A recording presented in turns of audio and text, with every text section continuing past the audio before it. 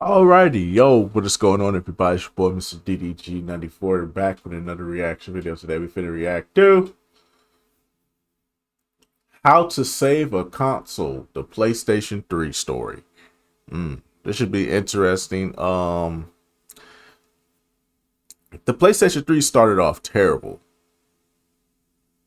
I didn't get a PlayStation 3 until the slim the slim versions came out, and that was around the same time. Goddamn, that's around the same time the goddamn PSN hack happened. It's like I didn't even get to enjoy my PS3 online. Like the PS3, I think is the most goated. Is like the second most goated console that I've ever experienced. That I've had experience with. I grew up with this. Started off with the Sega Genesis and the Nintendo 64, the PlayStation 1, the Dreamcast, and obviously, the PlayStation 2. I feel like that's the most goated console of all time. There's no console that can compete with the PlayStation 2. So many games, so many classics. Simple, just plug and play, man. Uh, the PlayStation 3, I think, is the second best console I've ever had a great experience with. The Xbox 360 is cool, but like the red ring of death, just like it's not even worth it. It's not even worth it, especially when a console can no longer play after a while. And the fact that they made like slim versions and better versions and the shit was still catching the red ring of death, that says a lot about you as a company. So I couldn't get jiggy with it, so I had to go with a PlayStation 3. I know that all the Xbox nerds are going to talk about, oh, what about the yellow light of death. Okay, you do know that that's like before now, because I know now that because of all the wear and tear with the wear and tear with the old fat PlayStation 3s, they're starting to go bad because of the over the years they just started to go bad. They're starting to show signs that they're on life support. The fat PlayStation 2s, PlayStation 3s. Like before that though, the yellow light of death was like a super low rate. Like it only way it could happen was like if it was like truly faulty. And even then you can still just take it to the you could just take it back to wherever you got it from and just get a replacement. Like you didn't have to send it off to fucking Xbox just for them to send you a new one. That still was gonna give you the red ring of death. Come on, dog. It's not worth it, bro. The Xbox 360 just wasn't worth it, bro. And plus, on top of that, PlayStation 3 had free online. I wish PlayStation would have stayed in that boat of free online, because that would have made them so great as a company. Because it's like you're giving us online for free, but no, it's like they charge now. So it's like it's not. It feels like it's not even worth it, but still, it is what it is. I liked it when it was free online. That's just me though. But anyways, though, without further ado, let's get right into this. For most of PlayStation's existence, they have been on top of the gaming world, consistently outselling their competition and frequently having the most popular console of each generation. PlayStation hasn't spent a lot of time at the bottom. That is, besides the PlayStation 3 generation. This was a rocky console for Sony, filled with incredible highs and even more incredible lows. The PlayStation 3 is often seen as PlayStation's biggest failure, and in most ways it was. The PS3 was overshadowed by its main competitor, the Xbox 360, for most of its life cycle, and generally, most people online remember the 360 much more fondly, with that console seeming to have a much bigger cultural impact. It's pretty widely agreed that the Xbox 360 won that battle, but would you believe me if I said the PlayStation 3 actually outsold the Xbox 360? It's a fact that not many realize, primarily since the 360 was ahead for so long. So how did this happen? How did a console that was in last place for most of its life cycle end up passing its biggest competitor at the last second? Being reliable, putting out good games online was free. There's nothing more that needs to be said here.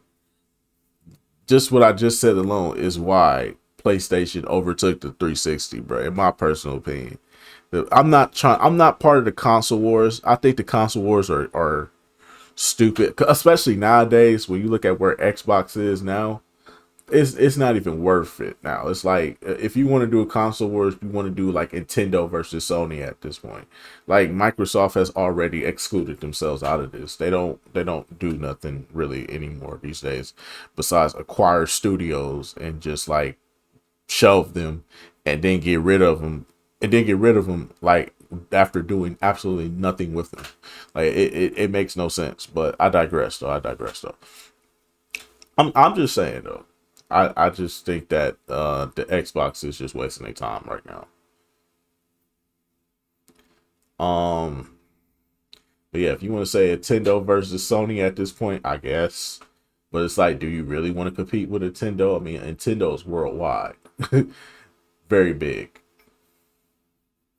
So it's kind of like damned if you do, damned if you don't. But I mean, that's Sony though. But I also want to say this too about this era because Sony don't get off the hook for this era. Um, Besides the PSN hack of 2011 or 2012, I don't remember the year. That I think it was 2011 because that's when I first got my PlayStation. Um, the worst thing that happened, the second worst thing that happened in this era, I'll probably say was this showed how PlayStation, to me personally, this showed how PlayStation was going to be going forward. When they first launched this game and it was cocky and it was like, oh, y'all going to buy this shit regardless because it's a PlayStation. Y'all love us. Remember the PlayStation 2? Yeah, you love us. Yeah, yeah, yeah. Pay that 600 for us real quick though. You paid like damn near 300 for the last console. Pay almost 300 for the last console. You slide us at 600. It's like, bro, that's people rent money. So work harder. This just shows you what they were going to be in the future, man. They took a step back. They realized they was losing the battle, so they had to get right because they realized that we ain't gonna make no dollars playing with these people like this. Let's lower the costs. Let's make a better console. That's why they came out with the Slim, lowered the costs. People was like, okay, okay, okay. Let me see what you're talking about now. Since you put out an affordable price, let me see what you're talking about now. And people go over there and it's like, oh shit, this is actually not bad. It's actually dope. I like this. I like the PlayStation 3. I I after that, you become hooked to the PlayStation 3. That's why I got one right now. I still think it's the best console out of all of them. I feel like the Xbox 360 could have been the greatest console, but when you got the red ring of death just hovering over and it's like you don't know how long you gonna have your Xbox, it's like just go with the alternative. That's just more reliable. That's just me. Um,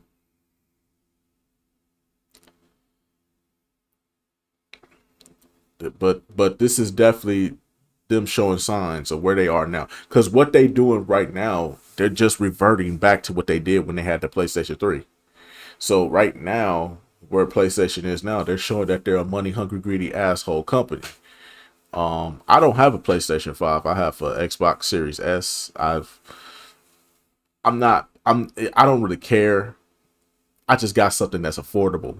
I don't really care for a newer console. It's like they're not even putting out games. Like neither consoles really put anything out that really is making me go like, man, I need to get a PS5. Man, I need to get an Xbox X. You know what I'm saying? Like, no, I just got the S just to get the S. Like it's just been sitting right here. And I really use it to play emulation on it. I don't even use it for like the actual games. I use it to play emulation on it, just to play PlayStation 2 games on an Xbox. That's crazy, right? This is how to save a console.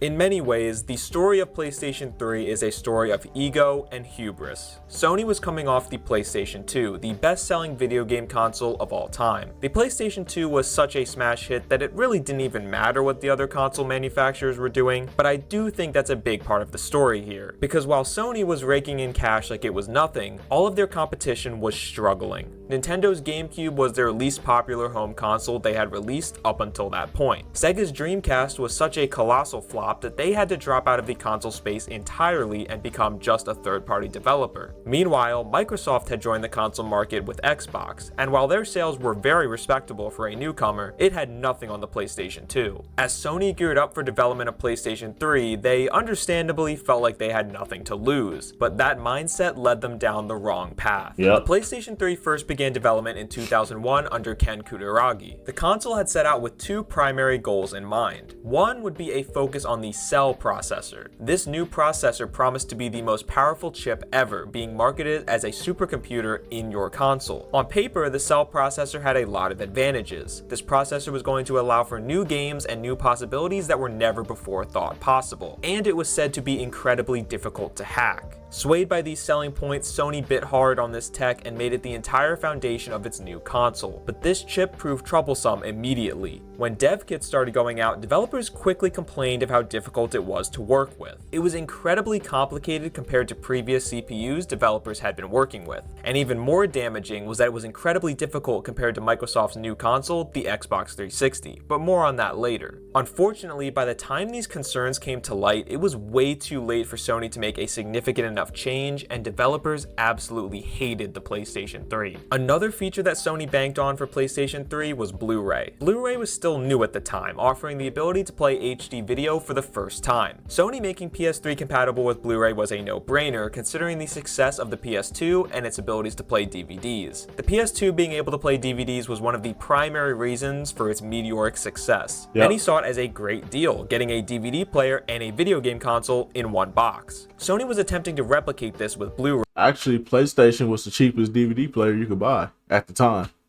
unless you went to somewhere where like a discount store where they was selling DVDs for like 50% of the actual retail price, which was kind of hard to find at that time.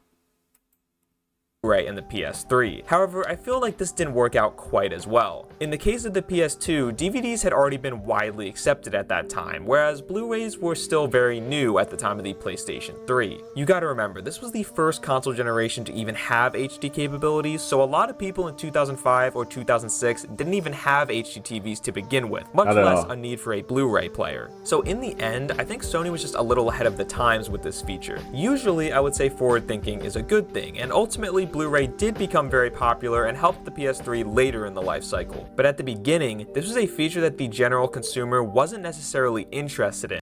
Nah, they was interested in this. Hella people was interested in Blu-ray. It was like, what? HD? We was all interested in HD. But that's why we was all looking at the Xbox like, where y'all Blu-ray at? It's an add-on. You lucky the PlayStation only. You lucky the PlayStation is $600. If the PlayStation wasn't $600 at launch, trust me, people would have had a PlayStation 3. The real problem with the PlayStation 3 was the price. Nobody was going to pay $600 for a console, especially a console that's only going to give you like 60 gigabytes. Come on, what is 60 gigabytes compared to all these games we're getting right now? I mean, it's not as bad as the Xbox, because the Xbox had an even worse selection for storage. I think the base Xbox was like, what, 500 megabytes? Yeah, that shit was terrible. And it raised the price of the PS3 significantly, and that initial starting price is a big part of our story. So with that, I think it's time to get into Sony's E3 2006 press conference.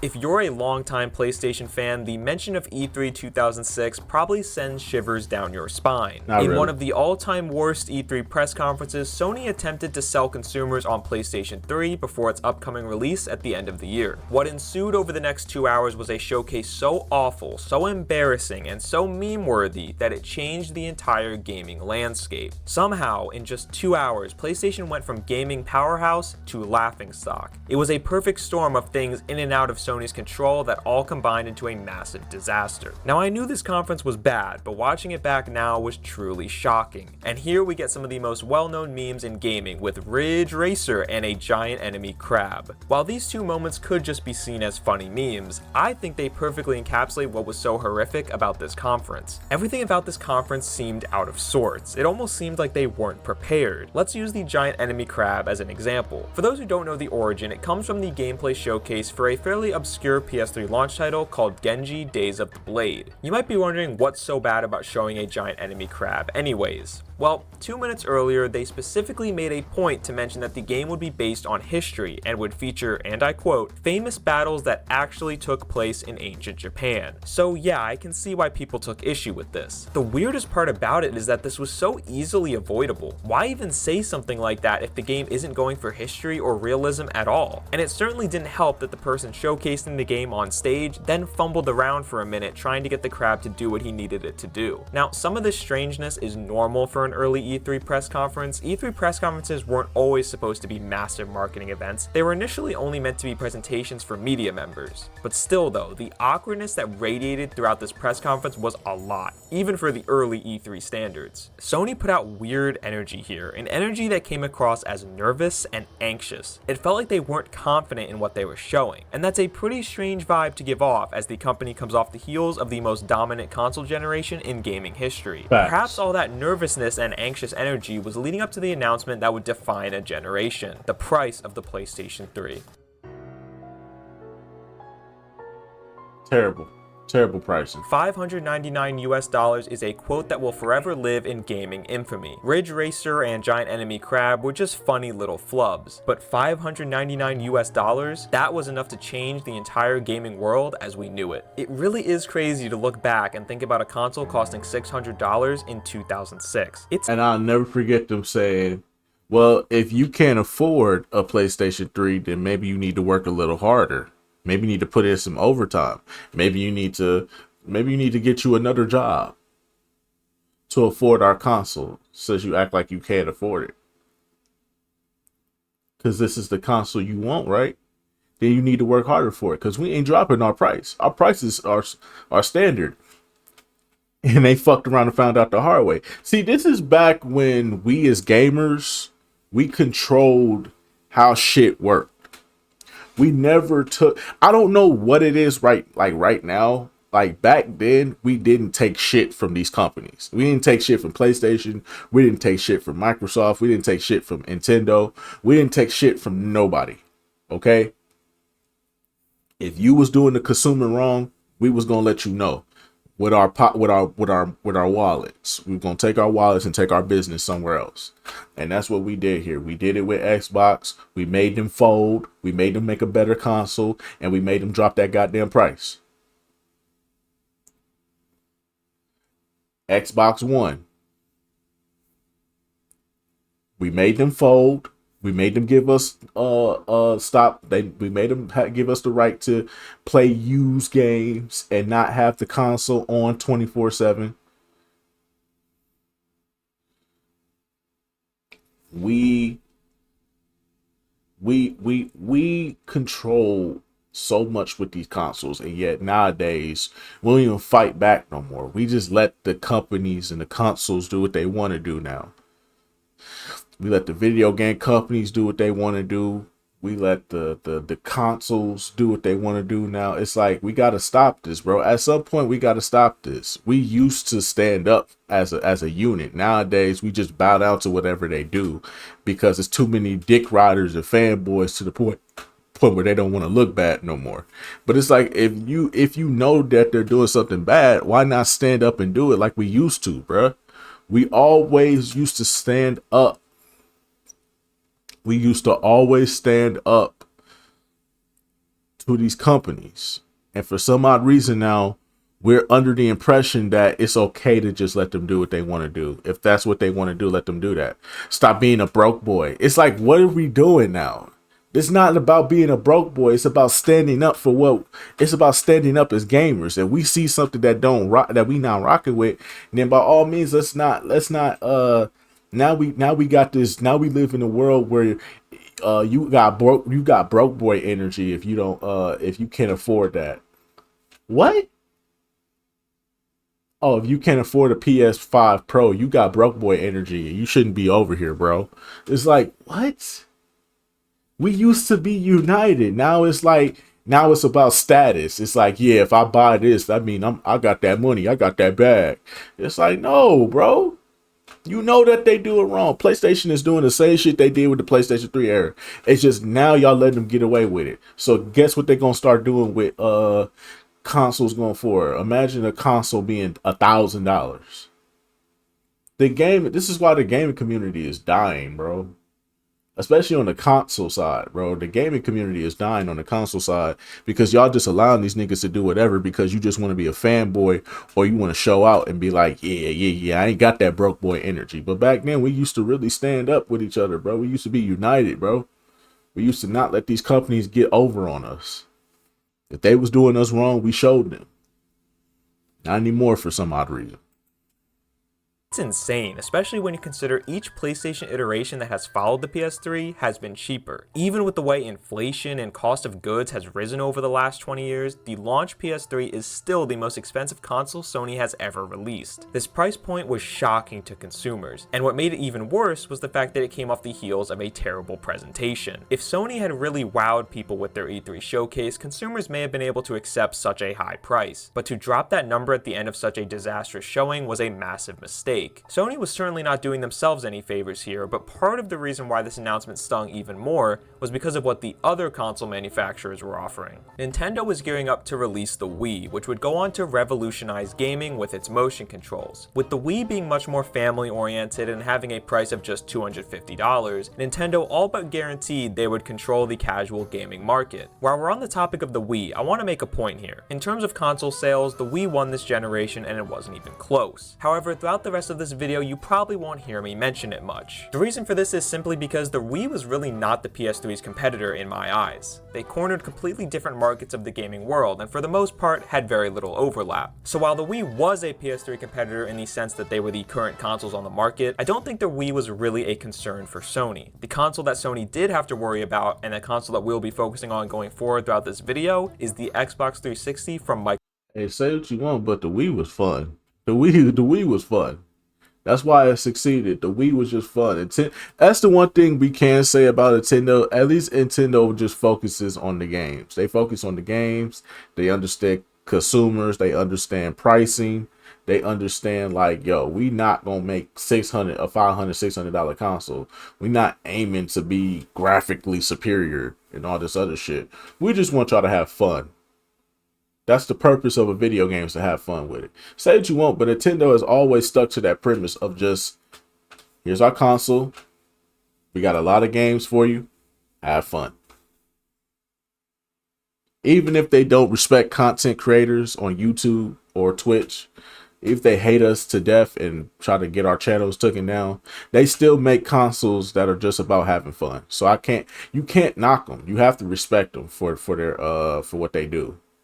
So shout out to Nintendo, man. They always focus on just making shit fun. Fuck the pricing, fuck graphic superiority, fuck powerful consoles and all this other shit. Just have fun.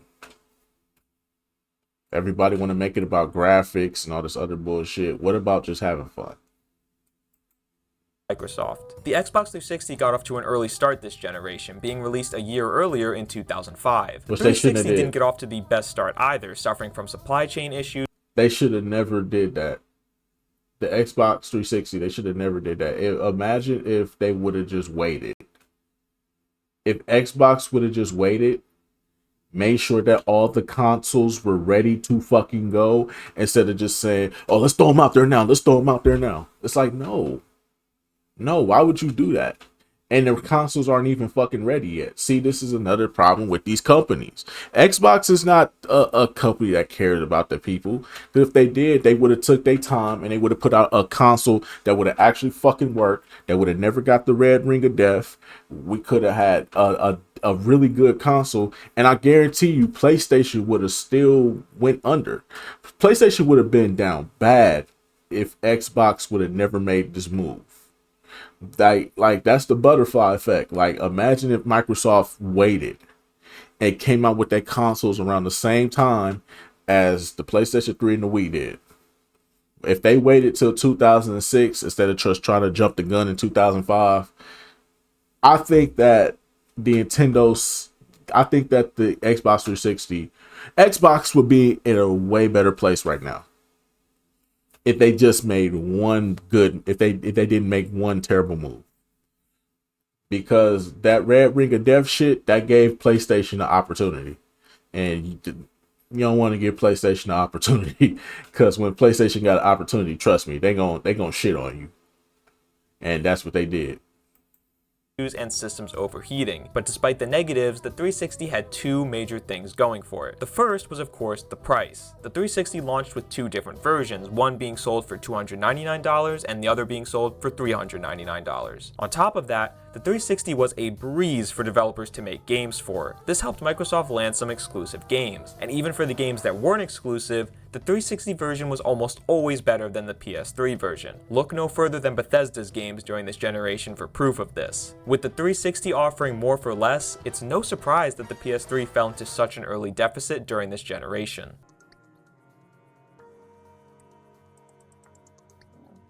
The PS3's launch initially started out pretty decently. As is customary for new consoles, all the diehards come out in droves to buy up the new systems as soon as they can. Because of this, the PS3 had a great first week, becoming the fastest selling home console in the United Kingdom, with 165,000 units sold in just 2 days. However, the console quickly started to fall off. In the week following launch, PS3 sales were reportedly down 82%. It pretty much seemed like after the PlayStation diehards got their consoles, no one else was interested. This downward trend continued for the next few years as developers struggled to get out meaningful games. PlayStation had some good things in the works, such as Uncharted Drake's Fortune, but many of their games would not be ready until late 2007. In the meantime, third-party games were consistently missing their PS3 deadlines due to the difficulties of the cell infrastructure. This led to huge games such as The Elder Scrolls IV Oblivion launching a full year late on PlayStation 3. But even worse than that was the fact that the third-party games that were releasing on time were in terrible shape. Games like Fallout 3 and Bayonetta may have been there day one on PS3, but they were the worst versions by far. As we moved throughout the early days of the PS3, the Xbox 360 dominated. Because on top of the 360 getting the best version of nearly every third-party game, Xbox was dropping banger exclusives.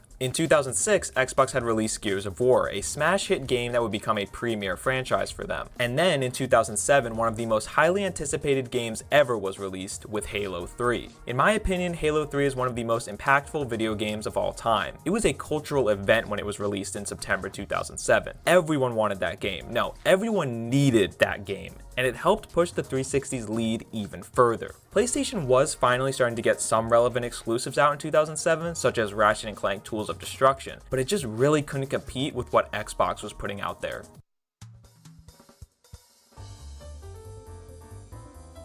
2009 was a damn good year for the PlayStation 3. The Slim model was released alongside a major price cut. The 80GB Slim model would retail for just $299, half the price that the PS3 had originally launched for. Alongside this great new model and much more attractive price came some very high-profile first-party games. 2009 saw the release of some of the most highly regarded and beloved games of the generation, including Infamous, Killzone 2, and Demon's Souls. And of course, the biggest game of them all was Uncharted 2 Among Thieves. Uncharted 2 was mind-blowing. It had graphics like we had never seen.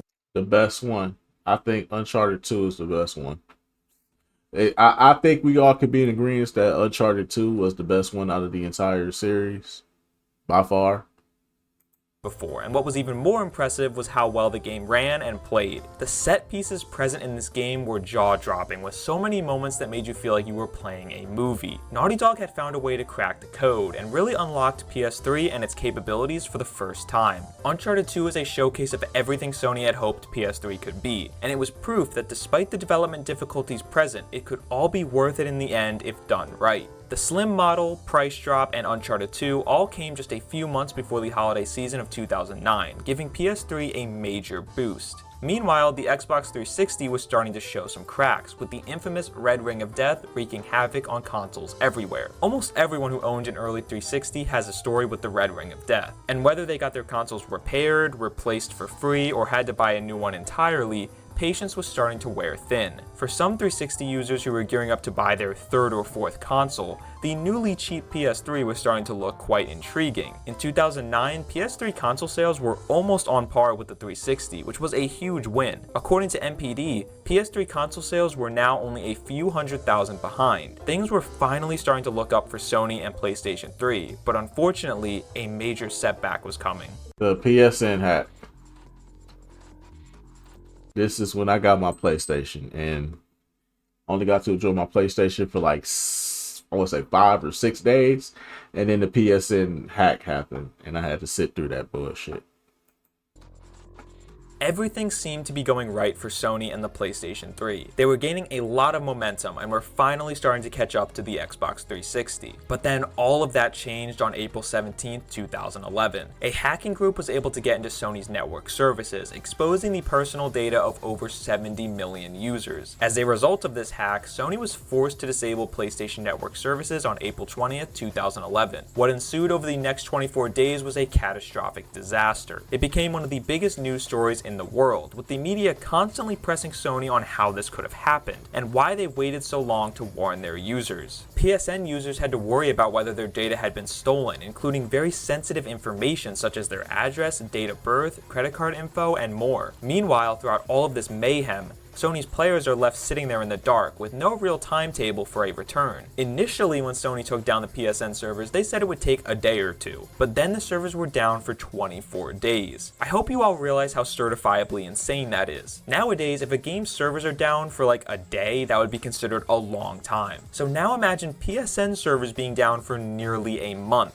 Amidst the outage on May 1st, 2011, Sony's leadership I can imagine shit, cause then didn't they get hacked again in 2014, 2015 around Christmas time? I think it was 2014. Yeah, it was like 2014 around Christmas time. They had fucking no, it was 2015. It was 2015 that they got hacked again.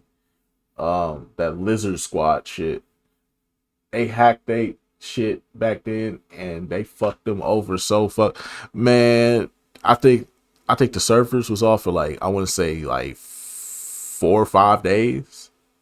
Yeah, we ain't had no service for like 4 or 5 days. Yo, I was pissed off, but at the same time though, I was kind of like upset because it was like I was online and I was online for quite some time, but as soon as I turned my console off, you can't log back in.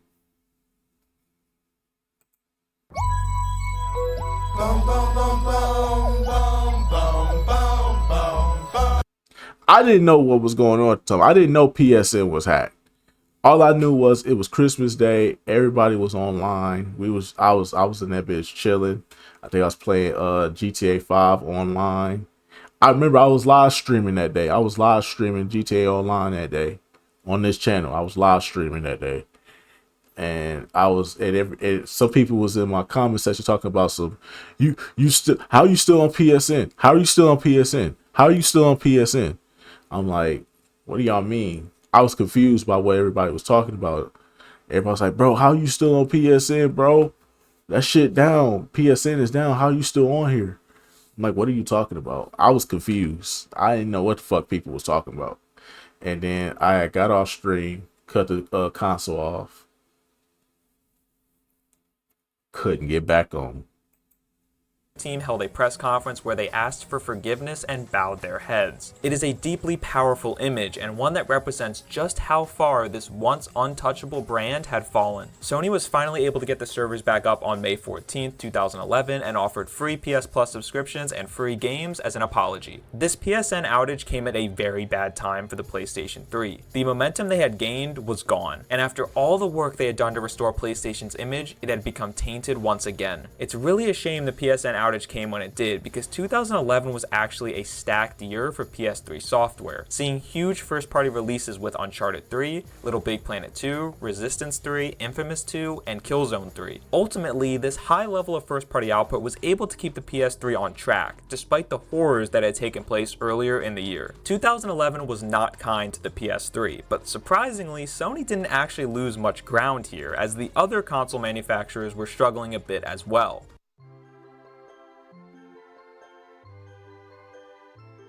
The Nintendo Wii was on its last legs. Despite being the best-selling console of this generation by a large margin, the Wii had a major issue. Software sales for the console were horrific, with many people no longer engaging with the Wiis they had bought. In the 2010s, it felt like basically every person owned a Wii. Any home you walked into had a Wii sitting on the TV stand. But the problem was, no one ever really used them, and if they did, they just played Wii Sports or whatever other few games they had picked up along the way. The Wii's casual audience was great for large console sales, but it wasn't great for keeping consumers engaged. As game output for Wii started slowing down immensely, it forced people who were engaged with gaming to look elsewhere. I wouldn't be surprised if a lot of Wii owners who were tired of the shovelware and lackluster game output started to migrate over to PS3 around this time. Meanwhile, Microsoft was going down a bit of a strange path with the Xbox 360. In 2010, they introduced Kinect. This motion sensor device hoped to capitalize on the casual audience in the way that the Wii had. Obviously, Microsoft saw how well the Wii was selling and wanted a piece of that pie. Sony did it too with PlayStation Move, but I feel like Xbox's push for Kinect was a lot stronger than Sony's push for PlayStation Move. For example, Xbox spent a third of its E3 2011 showcase talking about Kinect.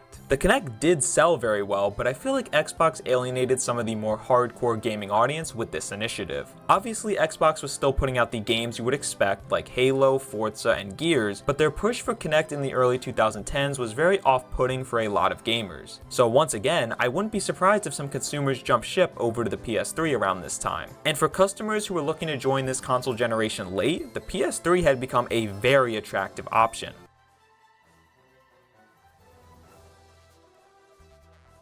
Ultimately, what carried the PS3 was their extremely strong finish to the generation. While the Wii and 360 limped to the finish line, Sony continued to put out unparalleled experiences. The best example of this is, of course, The Last of Us in 2013. The Last of Us is highly regarded as one of the best video games of all time, and was seen as an absolute must-play. This boost from The Last of Us hype combined with the cheaper-than-ever cost of the PS3 was the last push it needed to surpass the Xbox 360 in lifetime sales. Now, I will admit, it has been debated whether the PS3 actually outsold the 360, but at the absolute very least, Sony was able to catch up and match 360 sales. And that, in and of itself, was a major win. There were times throughout this generation when it looked like the PlayStation brand would never be the same. There were times when fans genuinely wondered if there would even be another PlayStation with the way the Xbox 360 was able to dominate gaming culture and the gaming world at large. But yet, at the very last second, the PS3 was able to sell just as well as its dreaded competitor. So how did this happen?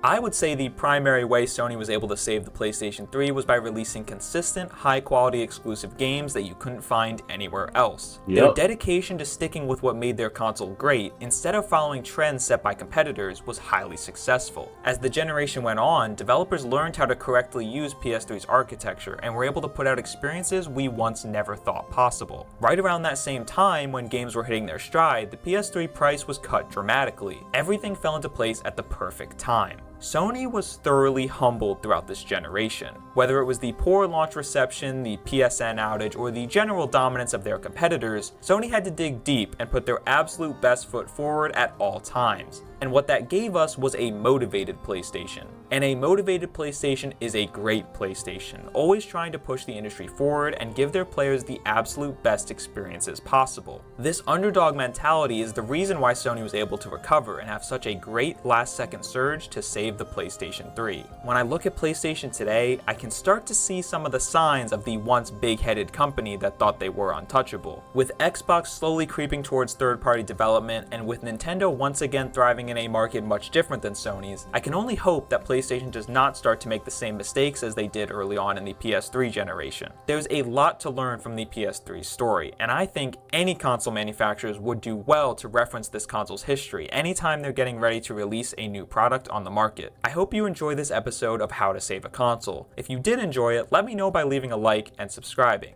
I think the next episode of this series will be our first variant of the show, known as How Not to Save a Console, where we dissect a console that wasn't so fortunate. Let me know which.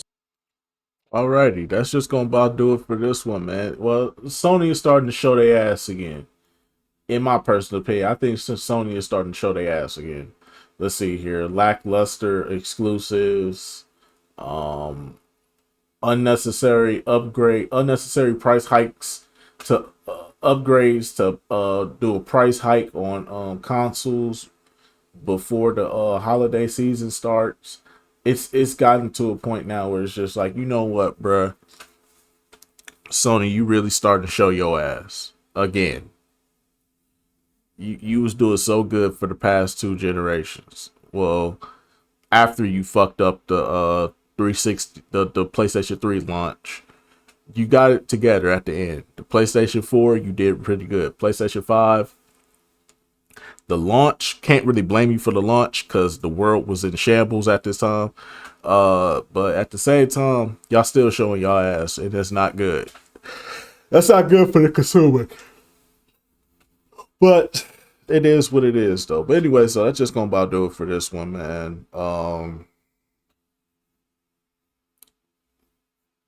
The PlayStation 3 is a cautionary tale, but it's a great tale at the same time. Don't start off arrogant out the gate, thinking that you the hot shit and everybody gonna buy your game because you think that you run the culture. You don't run nothing. Like, let's be real. None of these companies don't run this shit, bro. Just make a console, make it affordable. Give us a console, make it affordable, give us some exclusives.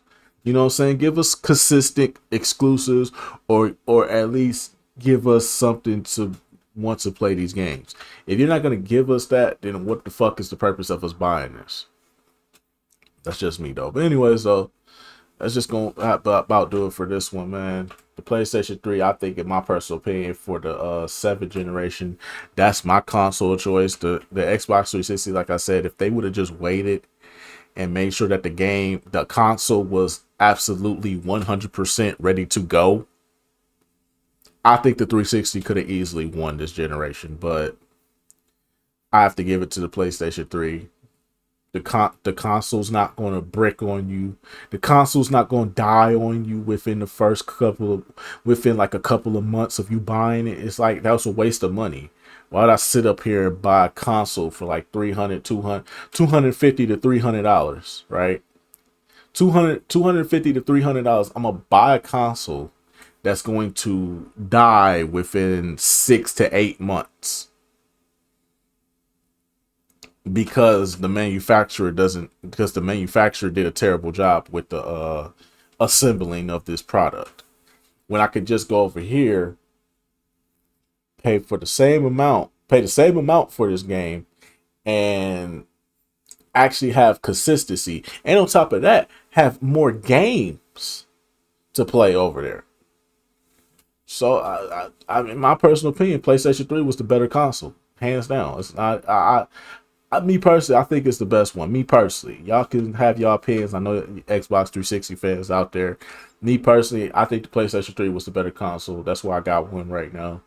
It's still probably the best. It's the second best console I've ever experienced, next to the PlayStation 2. So yeah, that's just me though. But anyway, so that's just gonna about do it for this one. I'll see y'all in the next video. Till then, peace out.